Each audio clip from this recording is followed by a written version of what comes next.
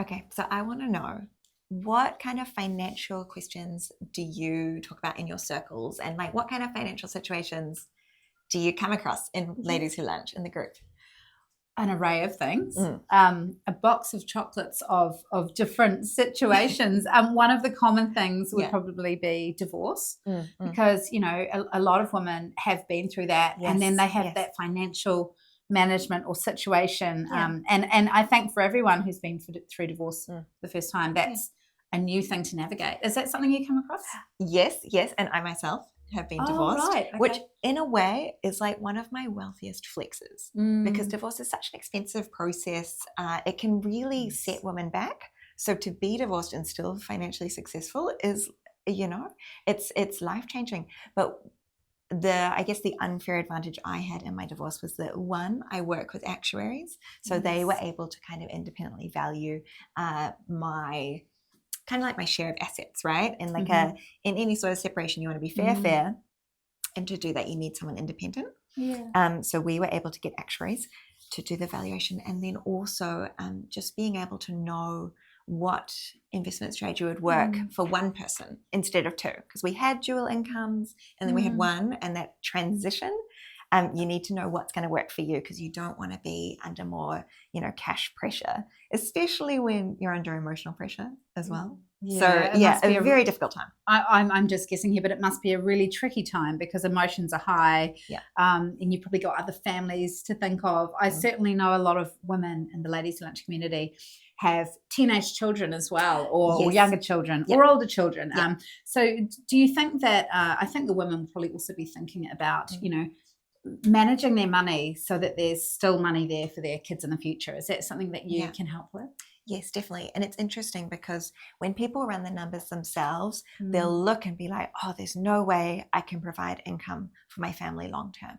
But that's because they look at the investment opportunities they know about.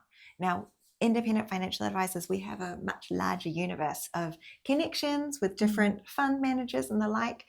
But it also means that we can forecast a little bit better with some more accurate figures, you know. It won't be what you get out of ChatGPT. It will be what we actually know in the market and what we've seen work in the past and what is likely to work in the future, using obviously statistical analysis, but also just sort of like an intuition, because you know a lot of these people in the markets.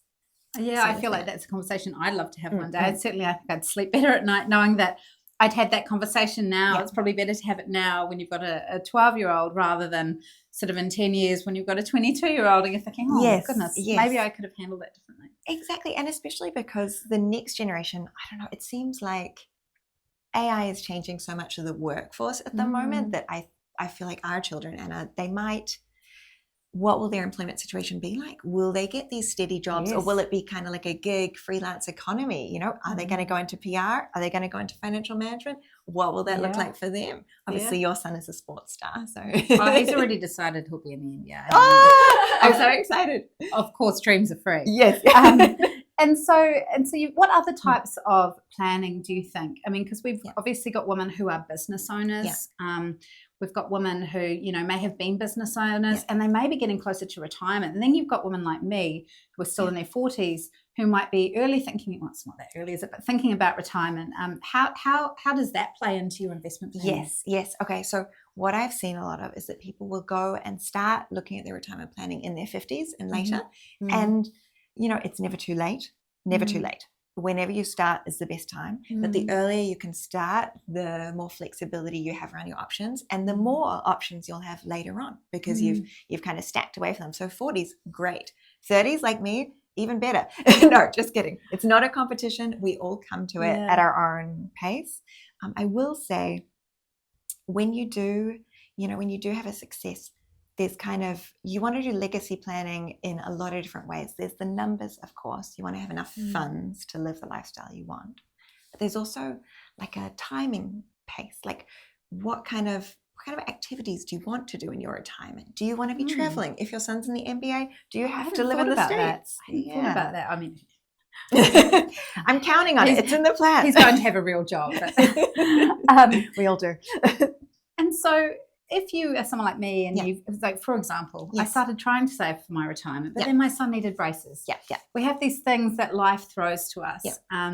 Is that, I mean, obviously that's something that you would be making plans for and navigating through with your investment advisor. Yes. Okay, so the benefit of a financial advisor is they can tell you when it's okay to dip in and when this would actually be damaging to the finances, because from the inside, we might not necessarily be able to tell the difference between a need or a want or a investment or just a splurge. Now, braces, I had braces.